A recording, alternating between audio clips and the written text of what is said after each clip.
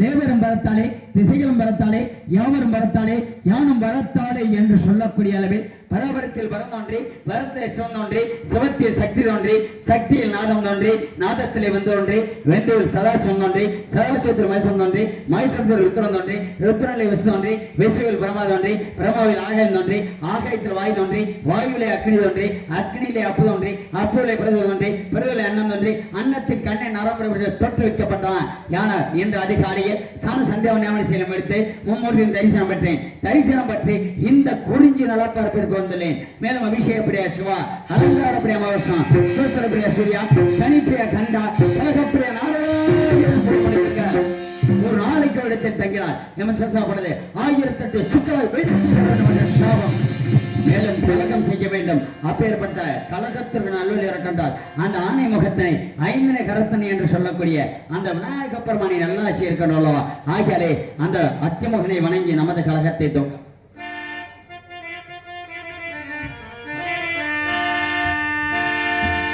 Hello hello sir, வாலிமா வாலிமா குறைக்க கூட செய்ய சார். ஹலோ ஹலோ ரொம்ப சிறப்பு சிறப்பு.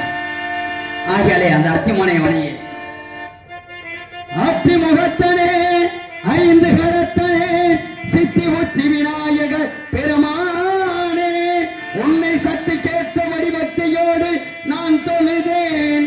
கதி எனக்கு நீ என்று வேறு யாரோ.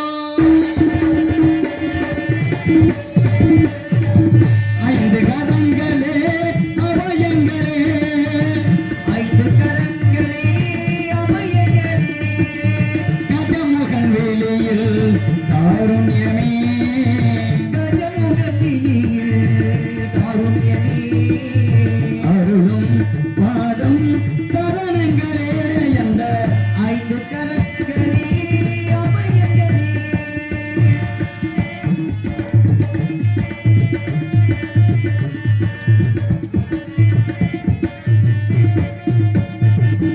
மதையானை முகத்தோடு நம்மை காப்பவன், தேவாதி மூவருக்கு இவன் ஓத்தவன். மதையானை முகத்தோடு நம்மை காப்பவன், தேவாதி மூவருக்கும் இவன் ஓத்தவன். ஆனந்த பவனத்தில் அருள்கின்றவன், ஆனந்த பவனத்தில் அருள்கின்றவன். அசைகின்ற துதி கையில் வரம் இறைத்தவன், அசைகின்ற துதி கையில் வரம் இறைத்தவன். மாங்கனி தனக்கென்று விளையாட்டு செய்தார், மாங்கனி தனக்கென்று விளையாட்டு செய்தார். அதனால் அதையும் உண்ணாமல் வைத்த அந்த 5 கரங்களே அவையங்களே.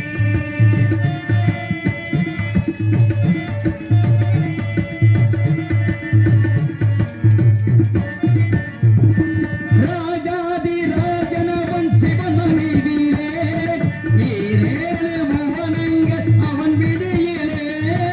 ராஜாதி ராஜனவன் சிவன் மடியிலே, ஈரேழு உலகங்கள் அவன் விடியிலே. ஆரம்பமே எரி கணநாயகா, ஆரம்பமே அறிவி கணநாயகா, அடுத்தென்ன முடிவென்ன அருள்வாயப்பா, அடுத்தென்ன முடிவென்ன அருள்வாயப்பா. கரிமுக குருதேவன் குருகுலம் பணிந்தாலே, கரிமுக குருதேவன் குருகுலம் பணிந்தாலே, அறியாத சிறியேனை தினம் பாட வைத்த அந்த 5 கரங்களே அவையங்களே. கஜமுகன் வேலையில் காருண்யமே, கஜமுகன் வேலையில் காருண்யமே, அருளும் பாதம் சரணங்களே அந்த 5 கரங்களே அவையங்களே.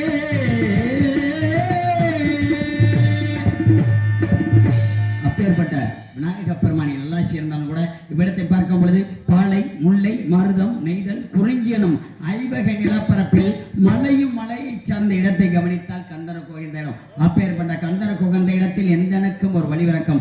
மேலும் இவ்விடத்தை பார்க்கும் பொழுது என் போன்ற ஞானியர் ஞானியர்கள் சிவத்தை நோக்கி தவம் புரிய தகுந்த இடம் என்போன்ற ஞானியர்கள் எங்கு வந்து வேள்விகள் பல செய்து பேரின்ப மார்க்கத்தை அடைவதால் தான் இவ்விடத்திற்கு வேள்வி மலை சாரல் என அழைக்கப்படுவதாக இருக்கலாம். அற்புதமான பக்க மேளங்கள், அற்புதமான சிறப்பான பக்க மேளங்கள். என்ன இப்பேற்பட்ட பக்க மேளங்கள் என்னைக்குமே அமையாது. இன்னைக்கு சிறப்பாக அமைஞ்சிருக்கு. என்ன காரணம் அப்படின்னா, இருக்கக்கூடிய ஹார்மோனியத்துல சிறந்த ஹார்மோனியம் அப்படின்னா நான் வந்தா சந்தோஷப்படக்கூடியது யாரு? அன்பண்ணே. எனக்கு சின்னவாத்தியார் என்ன என்னுடைய ஆசான் யாரு அப்படின்னா திரியடகத்தை சேர்ந்த டிஎம் பாலமுருகன். அப்படி எனக்கு பாட்டு வாத்தியார் சின்னவாத்தியார் யாரு அப்படின்னா மிதனக்குளம் புளியங்குளத்தை சேர்ந்த அன்பண்ணன் ஜெயமணி கண்டன் அவர்கள் தான். இப்படிதான் பாடணும், இப்படித்தான் இருக்கணும், இப்படித்தான் நீ மேடையில் நிற்கணும் அப்படின்னு சொல்லி கொடுத்தது யாரு? ஜெயமணி கண்டன் அன்பண்ணன். அவர்களுடைய சிசிய பிள்ளை யாரு? தாங்கள் தான். ஏன்னா அவருடைய பேரை காப்பாற்றக்கூடிய தன்மைகள் இருக்கு.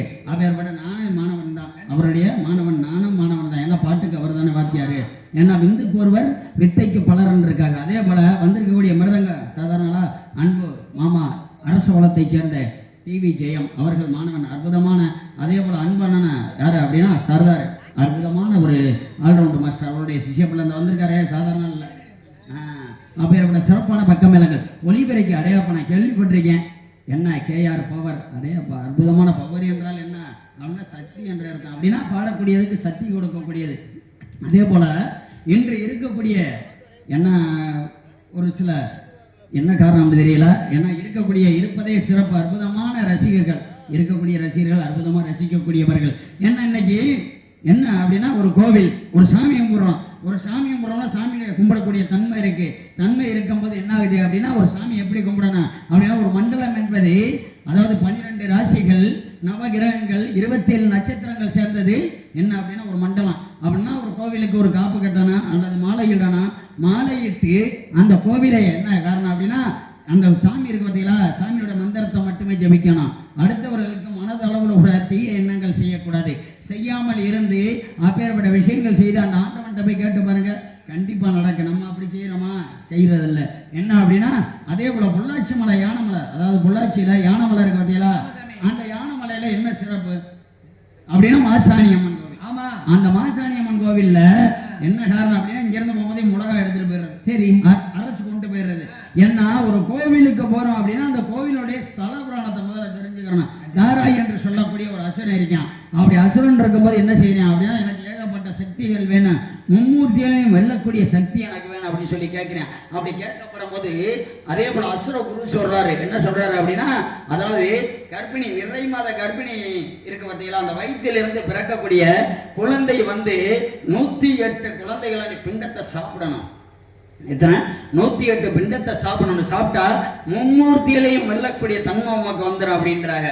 அப்படி வரும்போது என்ன ஆகுது அப்படின்னா அதே போல நிறை மாத கர்ப்பிணியை பிடிச்சிட்டு வரேன். பிடிச்சிட்டு வந்து மிளகாயை அரைச்சு அந்த பெண்ணுடைய வயிற்றுல தடவுறேன். தடவும் போது என்ன ஆகும் அப்படின்னா அந்த எரிச்சல் தாங்க முடியாமல் அது என்ன ஆகுது அப்படின்னா குழந்தையாகப்பட்டது பிரசவமாகுது, இறந்து பிறக்குது.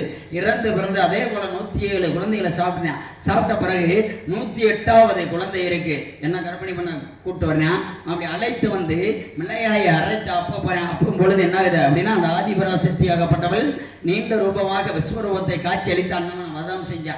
அந்த அசுரன் அப்படின்னா அதுக்கு காரணம் இருந்துச்சு. ஆனால் தன்னாத்தனம் அப்படின். அப்போ நம்ம அப்பா அம்மா அப்போ கூடாது. அந்த கோவிலுக்கு போனால் எழுதி எண்ணெய் ஒரு நல்லெண்ணெய் வாங்கிட்டு போய் ஒரு எண்ணெய்க்கா அப்போ செலுத்துங்க. அப்படி செலுத்தி பாருங்க, செலுத்தி வேண்டி கேட்டு பாருங்க, அந்த ஆத்தாள குளிர் வைக்கக்கூடிய தன்மை இருக்கு. அப்பேற்பட்ட சிறப்புகள் இருக்கு. இன்னைக்கு அதே போல மணப்புறம் காளி கோயில் கேள்விப்பட்டிருவே, திருப்போணம் பக்கத்துல இருக்குது. அந்த கோவில்ல என்ன ஒரு சிறப்பு? அட போயா நீ வேற, அது தெரியாம அடுத்த ஆள் சொல்றாங்க நானும் சொல்ல முடியுமா? அந்த கோவிலுக்கு என்ன சிறப்பு அப்படின்னா அதே போல ஆங்கிலேயர் படையெடுத்து வரும்போது வேலுநாச்சியாராகப்பட்டவர் என்ன ஆகுது அப்படின்னா முத்துவடுகநாதரை கொன்றாங்க. ஆங்கிலேயர் கொன்ற பிறகு அங்கிருந்து தப்பி வர்றாங்க. தப்பி வர வழியில அடைக்கலம் காத்த ஐயனாரு பத்திரமாக காத்ததுனாலதான் பத்திரகாளி. இன்னைக்கு ஒரு தாய் தந்தை இல்லாத ஒரு கன்னி பெண்ணு போய் அங்கே அடைக்கலம் கேட்கலாம், கண்டிப்பாக அடைக்கலம் சிறப்பாக அனைவருக்குமே கிடைக்கும். ஏன்னா அடைக்கலத்தை கேட்க வேண்டிய இடம் இங்கே அப்படின்னா மடப்புறம் காலியில். அப்போ நீங்கள் சொன்ன மாதிரி காசு வெட்டி போடுறது எங்கே தான் வெட்டி போடுறாங்க, அது என்ன சிறப்பு அப்படின்னா அதுக்கு ஒரு கணக்கு இருக்கு. எங்கே அப்படின்னா கொல்லங்குடி காளி கோயில்ல. அது எதனால காசு வெட்டி போடுறாங்க இது வரைக்கும் அப்படின்னு சொல்லி அதுக்கும் காரணம் இருக்கு. என்ன காரணம் அப்படின்னா அதே போல வேலுநாச்சியார்கள் வரும்போது என்ன இது அப்படின்னா உடையாள் என்று சொல்லக்கூடிய நமது யாதவ குலத்தை சேர்ந்த உடையாள் என்று சொல்லக்கூடியவர்கள் ஆடு மேய்ச்சிருக்காங்க. அப்படி ஆடி மேய்க்கும் போது என்ன ஆகுது அப்படின்னா வேலு நாச்சியார் பார்த்து சொல்றாங்க, ஏமா நாங்க இந்த வழியாக வந்ததாக நீங்க சொல்லிடாதைய, இந்த வழியாக வந்ததாக நீங்க சொல்லிடாதைய அப்படின்னு சொல்லிட்டு போயிடுறாங்க.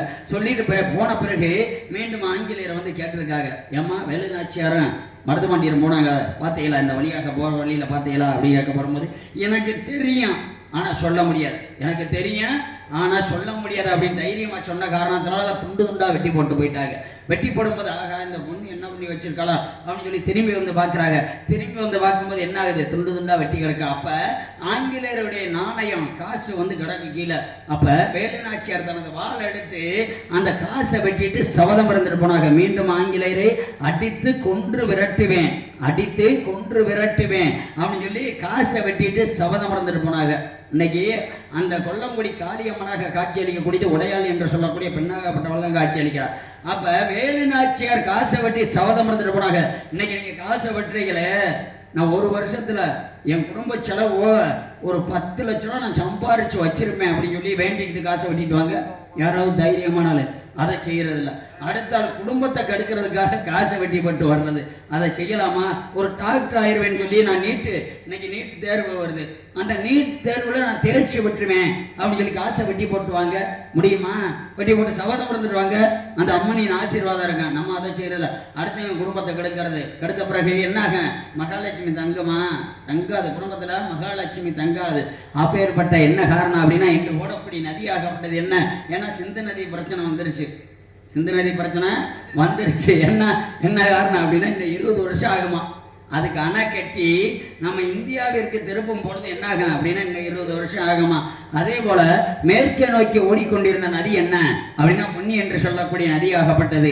அந்த நதியாகப்பட்டதை அகத்திய மாமுனிவர் என்ன செஞ்சாரு, கமண்டலத்தில் அடைத்த காரணத்தால் காக ரூபத்தில் சென்று தட்டி விட்டது யாரு அப்படின்னா விநாயக பெருமான். அப்பேற்பட்ட விரிந்து ஓடியதால் காவிரி என்று சொல்லக்கூடிய, கமண்டலத்தில் இருந்து விரிந்து ஓடியதால் காவிரி என்று சொல்லக்கூடிய பெயர் வந்த காரணத்தால்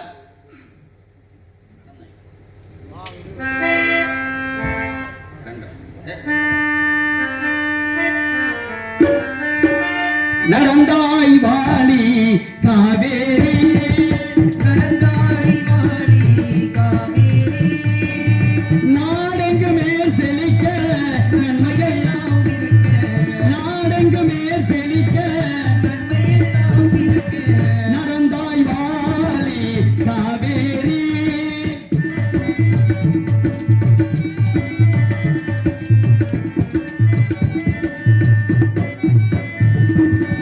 அடர்ந்த மலை தொடரில் அவ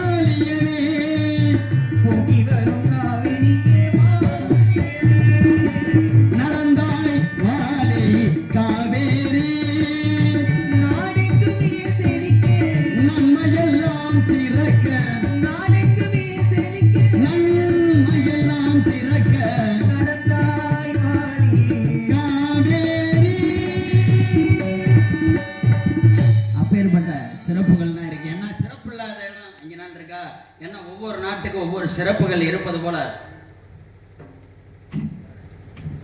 இவர் மேடையில் நாரதராக தோண்டி நடிக்கும் திருச்செல்வி அருகாமையில் உள்ள நத்தகுளத்தைச் சேர்ந்த ஆரம் சாமி அவர்களுக்கு பொன்னாடை போட்டிருக்க முடியும். எனக்கு பொன்னாடை போத்தி கௌரவப்படுத்தி மகிழ்வித்த அன்பு இடையவலசை கிராமத்தார்களுக்கும் மற்றும் விழா கமிட்டியார்களுக்கும் எமது சார்பாகவும் எமது கலைக்குழு சார்பில் நன்றி நன்றி கலந்த வணக்கம் மற்றும் நாடக அமைப்பாளரான அன்பு அப்பா ஜெயக்கண்ணன் அன்பு அப்பா அவர்கள் சார்பாகவும் எமது சார்பாகவும் நன்றி நன்றி கலந்த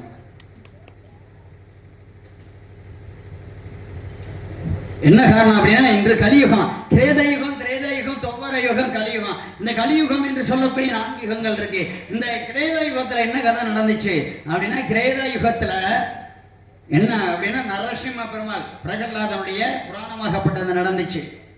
அப்படி இருக்கும்போது என்ன ஆகுது அப்படின்னா அசுரர்களுக்கு ஒரு உலகம் பாதல் லோகம், அதே போல பூலோகத்துல மனிதர்கள் வாழ்வாங்க அப்படி இருந்துச்சு. இதே போல திரேதாயுகத்துல என்ன அப்படின்னா ராமாயணம். இந்த ராமாயணத்துல இந்த பூலோகத்துல மனிதனா அசுரனை வாழ்ந்தான், மனிதனாக ராமனாகப்பட்டவன் வாழ்ந்தான்.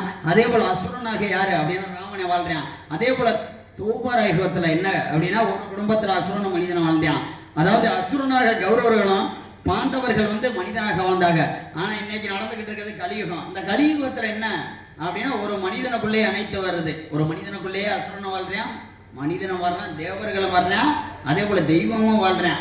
அதே போல காலையில 6 மணி ஆகி போச்சுன்னு வச்சுங்க, அதிகாலையில எந்திரிச்சோன்னா பெத்த தாயினுடைய காலடியில் அப்படி விழுகும் போது என்ன ஆகுது அப்படின்னா பெத்த தாய் தாப்பன தாயா அவங்க தெய்வம் நினைக்கிறீங்களா? அப்படி இல்லை, விழுகிறவன் தான் தெய்வம். ஏன்னா தெய்வமாக மதிக்கக்கூடியவன். ஏன்னா மனிதர்கள் உண்டு, மனிதர்கள் தெய்வம் உண்டு, மனிதர்கள் மாணிக்கம் என்று கூறுவார்கள். மனிதர்கள் மாணிக்கமாக வாழ்ந்தது யாரு அப்படின்னா ராமநாதபுரத்தை சேர்ந்த அன்பு ஐயா ஏபிஜே அப்துல் கலாம் ஐயா அவர்கள் மனிதர்கள் மாணிக்கமாக வாழ்ந்தார்கள். அப்பேற்பட்ட தன்மையில 6 மணி ஆனோன்னு என்ன ஆகுது அப்படின்னா பெத்த தாயினுடைய காலடியில் ஒழிவான். 10 மணி ஆகி போச்சு வச்சுங்க, என்ன ஆகும் அப்படின்னா வேலைகள் என்ன அவனுக்கு தகுந்த வேலைகளை பார்ப்பேன். 12 மணி ஆகி போச்சோன்னு வச்சுக்கோங்க, என்ன ஆகும் நினைப்பு பூரா வேற ஏரியாவுக்கு போயிடும், வேற ஏரியாவுக்கு போயிடும். அதானியா சோமவானம் என்னையா என்ன அப்படி போயிடுவேன்.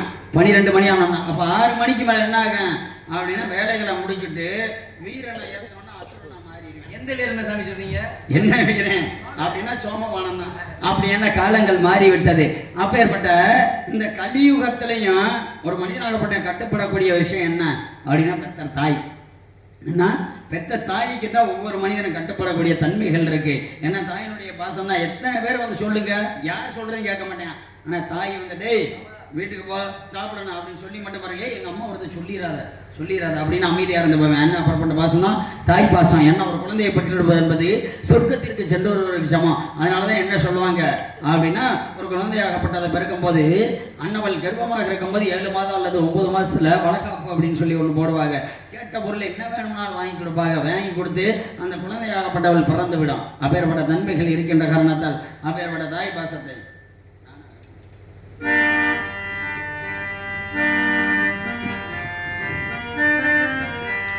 நானாக நான் இல்லை தாயே, நல்வாழ்வு தந்தாயே நீயே. நானாக நான் இல்லை தாயே, நல்வாழ்வு தந்தாயே நீயே. பாசம் ஒரு நேசம், பாசம் ஒரு நேசம், கண்ணார கண்டானம் செய்யே. நானாக நான் இல்லை தாயே, நல்வாழ்வு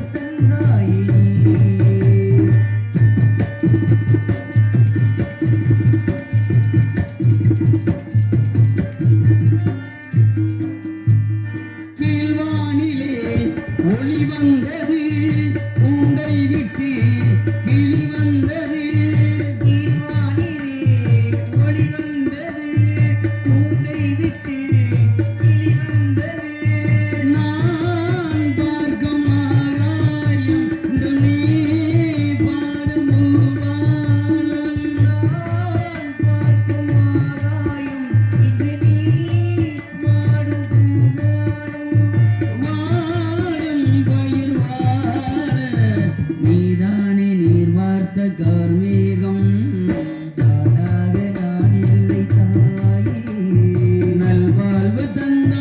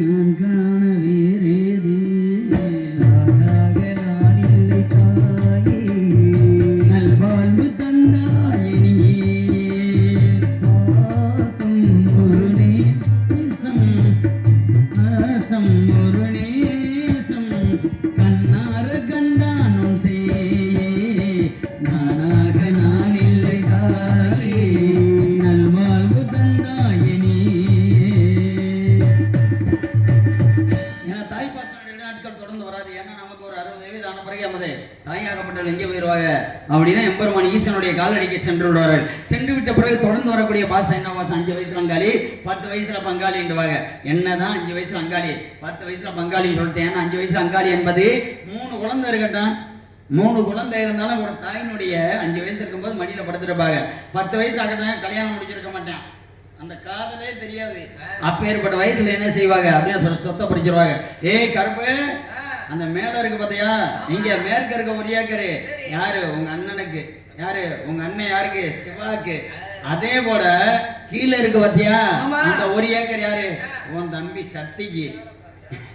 அப்ப நடுவுல இருக்கக்கூடிய 1 ஏக்கர் யாருக்கு அப்படின்னா உனக்கு, கருப்பு உனக்கு அப்படின்னு சொல்லி சொத்தை பிரிச்சு வருவாங்க. சொத்தை பிரிச்ச பிறகு திரும்ப நம்மளுக்கு என்னதான் சண்டை வரட்டும், என்னதான் சண்டை வரட்டும், சண்டை வந்து அடிச்சுக்கிட்டு கிடந்தாலும், அந்த சொத்தை அடிச்சுக்கிட்டு கிடந்தாலும் அடுத்த ஆள் அடிச்சா விட்டு கொடுப்போமா? விட்டு கொடுக்க மாட்டேன். ஏன்னா தக்கனாகப்பட்டவர் எனக்கு தக்கன் வசிஷ்டர் கௌதமர் காசிபர் அத்திரியல் புலஸ்தியர் அங்கிரேச மாரிசா பிறகுதான் என்று சொல்லக்கூடிய 10 பேர். அதுல தக்கனாகப்பட்டவர் எனக்கு சாபத்தை கொடுக்குறாரு. ஒரு நாளைக்கு ஒரு இடத்தில் தங்கினால் மட்டும் நம்ம சிறசாப்பட்ட 1008 சொற்களை வெடித்து செலவிடப்படுது சாபம். அதனாலதான் ஒரு நாளைக்கு ஒரு இடத்துல தங்க மாட்டேன், ஒரு நாளைக்கு ஒரு ஊருக்கு போய்கிட்டோம் என்று சொல்லக்கூடிய அளவில் அப்பேற்பட்ட விஷயங்கள்லாம் இருக்குது. இருந்தாலும் காலதாமதம் காரியக்கடை என்ற காரணத்தால் ஏதோ ஒரு நாதம் மட்டும் இசைத்துக் கொண்டிருக்கிறது. என்ன சத்தமாக?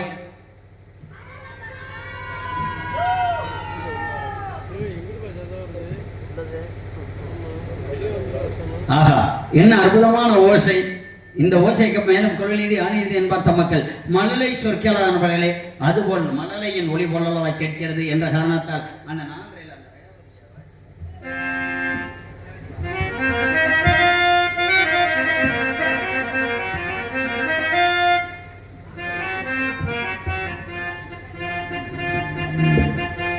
புதுவளையலையரச்சு தொண்டையிலதான் நினைச்சு மாமங்கிட்ட பேச போறே மணிக்கணக்கா.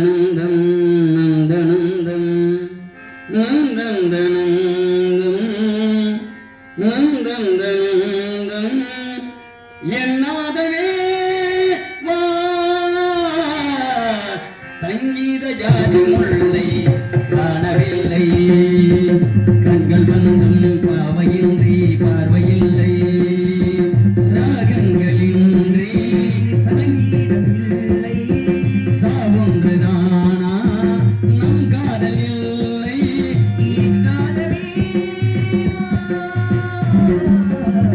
சங்கீத ஜாதி முல்லை காணவில்லை.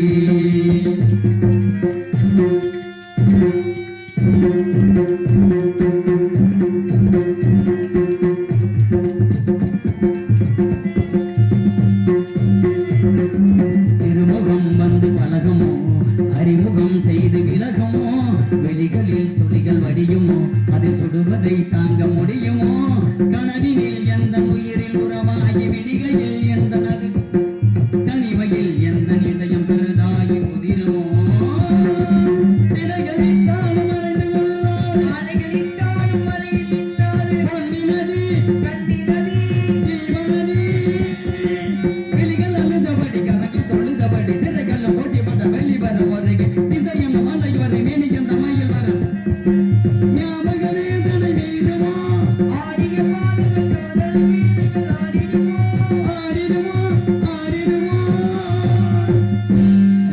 ரஜதீபமே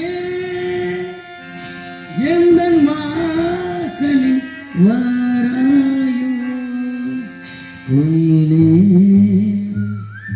கோயிலே கோயிலே கோயிலே, ராகம் நெஞ்சில் நின்று ஆடோ, ராஜதீபமே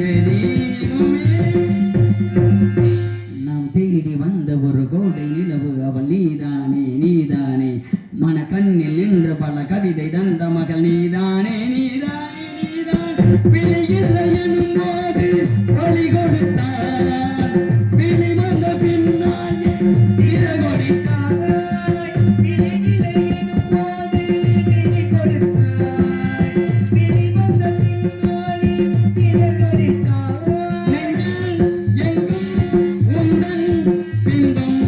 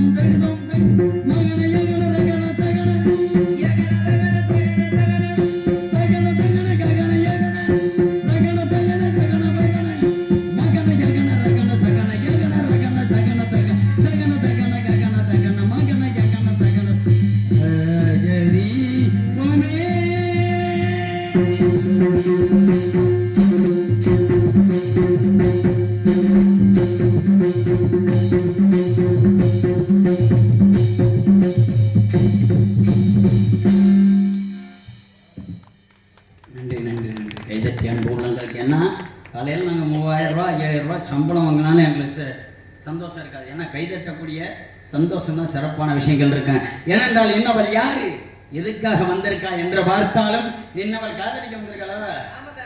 வட போங்கயா, காவலுக்கு வந்திருக்கான்னு நினைச்சுக்கிட்டு இருக்கீங்க.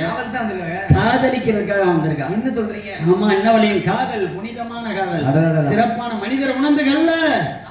இது மனித காதல் அல்ல, புதிய புனிதமானது. என்ன காரணம் அப்படின்னா, இன்று இருக்கக்கூடிய கோபுரத்தில் இருக்கக்கூடிய என்ன இருக்கான் அப்படின்னா, ஒவ்வொரு கோபுரத்திலையும் புறாவாகப்பட்டது இருக்கான். புறாவாகப்பட்டது என்ன தன்மையுடையது அப்படின்னா, ஒரு என்ன காரணத்தினால இருக்கு அப்படின்னா, புறா இருந்துச்சுன்னா அந்த புறாவாகப்பட்டது அலறி பயந்து ஓடிச்சுன்னு வச்சுங்க, அந்த ஊருக்கு ஆபத்து நெருங்கிருச்சுன்னு அர்த்தம். ஆபத்து நெருங்கி வந்துகிட்டு இருக்கு அப்படின்னு அர்த்தம். அதனாலதான் ஒரு கோவில் இருக்கும், அதுல கோவில்ல வந்து கோபுரம் இருக்கும், அந்த கோபுரத்துல வந்து புறாவாகப்பட்டது வளர்க்க காரணம் அதுதான்.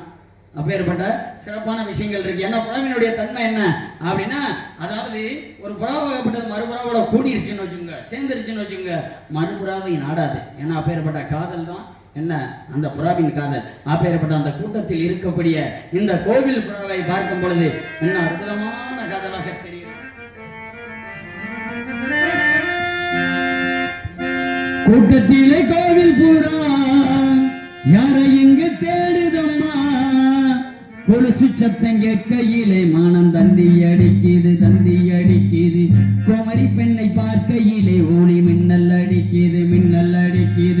கூட்டத்திலே கோவில் புறா யாரை இங்கு தேடுதம்மா, கூட்டத்திலே கோவில் புறா யாரை இங்கு தேடுதம்மா, கொலுசு சத்தம் கேட்கையிலே மானம் தந்தி அடிக்குது. குமரி பெண்ணை பார்க்கையிலே ஒளி மின்னல் அடிக்குது. கூட்டத்திலே கோயில் புறா யாரை இங்கு தேடுதம்மா.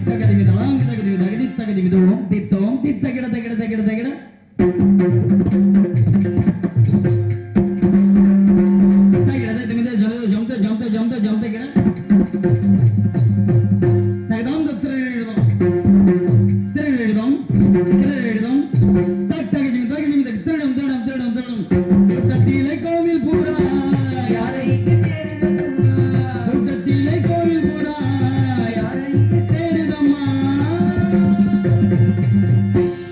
நன்றி நன்றி நன்றி. விடிய விடிய கைதட்டினா நான் சிறப்பா இருக்கேன். சிறப்பான விஷயங்கள் இருக்கு. ஏன்னா சந்திக்க வேண்டிய ஆளை சந்திக்கணும். இன்னவள் யார், எங்கிருந்து வந்தால், எதற்காக வந்தால் என்று பார்க்கும் பொழுது அண்ணன் அவளை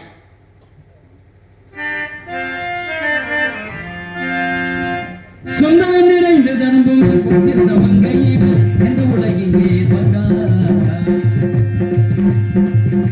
சொந்தம் நிறைந்த பொன்னிறந்த மங்கை இவள் இந்த உலகிலே வந்தார். அந்தரம் மிகுந்த தேவர் துணைவி வழங்கவர் எந்திரவனங்கள் எங்கள் கந்தசாமிக்கு தகுந்த சுந்தரம் நிறைந்த பொன்னிறந்த மங்கை இவள் எந்த உலகிலே வந்தார்.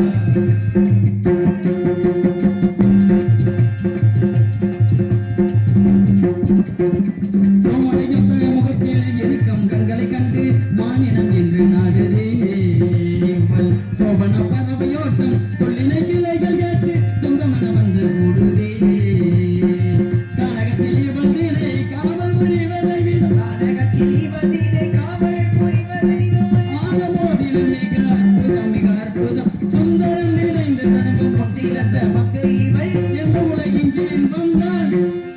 ஏன் வந்தால் எதற்காக வந்தால் என்று பார்க்கும் பொழுது அற்புதமான எண்ணம். இன்னைக்கு எனக்கு அண்ணன் அவருக்கு ஒரு கைதட்டுங்க.